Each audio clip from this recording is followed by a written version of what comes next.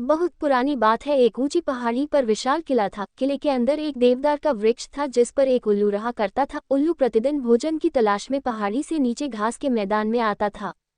घास के मैदान के पास ही एक बड़ा सा तालाब था। उस तालाब में बहुत से हंस रहा करते थे। उल्लू जब भी हंसों को देखता तो उनकी सुंदर सफेद रंग, लंबी गर्दन और बड़ी बड़ी आंखों को देखकर उनके जैसा बनाने की इच्छा होती थी। उल्लू जानता था वह हंस जैसा नहीं बन सकता, इसलिए वह हंसों से दोस्ती करना चाहता था। हंसों से दोस्ती करने के लिए एक दिन उल्लू तालाब के पास जाकर बैठ गया। तभी वहां एक हंस आया और उल्लू ने उसे नमस्कार करते हुए पानी पीने की आज्ञा मांगी। हंस ने विनम्रता पूर्वक उल्लू को पानी पीने दिया। बातों ही बातों में दोनों में दोस्ती हो गई। हंस ने बाद में बताया कि वह हंसों का राजा हंसराज है। हंसराज जब भी मौका मिलता उल्लू को अपने घर ले जाता और अच्छे अच्छे पकवान खिलाता था। उल्लू हंसराज से बहुत अधिक प्रभावित था। अब उल्लू को डर लगने लगा कि कहीं हंसराज को उसकी हकीकत पता चल गई कि वह तो साधारण सा उल्लू है तो हंसराज उससे दोस्ती तोड़ देगा। इसलिए उल्लू ने अपनी दोस्ती को बचाने के लिए हंसराज से झूठ बोला कि वह उल्लुओं का राजा उल्लूकराज है और ऊंची पहाड़ी जो किला है वह उसी का है और उस किले में उसकी फौज रहती है। उल्लू ने किले में होने वाली सैनिकों की गतिविधियों को अच्छी तरह समझ लिया और एक दिन हंसराज के पास आकर उसे अपने महल में चलने का निमंत्रण दिया। उल्लू ने कहा, मित्र हंसराज, मैं अक्सर आपका आतिथ्य स्वीकार करता हूं, परंतु आप आज तक मेरे महल नहीं गए। अब आपको भी मेरे यहाँ चलकर मेरा आतिथ्य स्वीकार करना पड़ेगा। शुरू में तो हंसराज ने कुछ बहाना बनाया, लेकिन उल्लू की बातों के आगे उसे झुकना पड़ा और वो उल्लू के साथ जाने के लिए तैयार हो गया।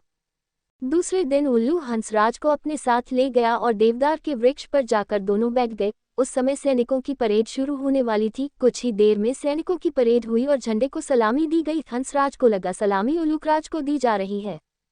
उसी समय उल्लू बोला, मित्र, ये सलामी तुम्हारे लिए दी गई है और जब तक तुम यहाँ रहोगे तब तक प्रतिदिन इसी तरह सलामी होगी। दूसरे दिन किसी कारणवश सैनिकों को किला छोड़कर दूसरी जगह जाने का आदेश प्राप्त हुआ। प्रातः सभी सैनिक अपना सामान लेकर किले से जाने लगे।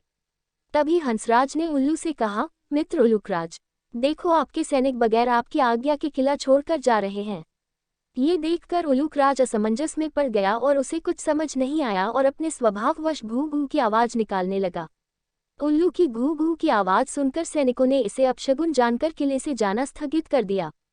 सैनिकों के रुक जाने पर उल्लू बोला, देखो मित्र, मेरी आज्ञा से सैनिक रुक गए हैं और जब तक आप रहोगे तब तक ये कहीं नहीं जाएंगे। दूसरे दिन प्रातः सैनिक फिर से जाने के लिए जैसे ही तैयार हुए उल्लू फिर आवाज निकालने लगा। उल्लू की आवाज सुनकर सेनापति को क्रोध आया और उसने धनुष पर तीर चढ़ाते हुए उल्लू को निशाना लगाकर तीर चला दिया, लेकिन वह तीर उल्लू को न लगकर हंसराज को लग गया और हंसराज ने वही अपने प्राण त्याग दिए। हंसराज की मृत्यु से उल्लू बहुत दुखी हुआ और वही रो रो कर विलाप करते हुए बोला, मेरे झूठे दिखावे ने मेरे परम मित्र हंसराज की जान ले ली। जब उल्लू रो रहा था तो वह बेसुध सा हो गया और उसने अपने आसपास ध्यान नहीं दिया। दूर से एक गीदड़ ये सब देख रहा था और इन परिस्थितियों का फायदा उठाते हुए उसने उल्लू पर झपट्टा मारकर उसका भी काम तमाम कर दिया। शिक्षा। उल्लू और हंस की कहानी से हमें शिक्षा मिलती है कि कभी झूठी शान का दिखावा नहीं करना चाहिए।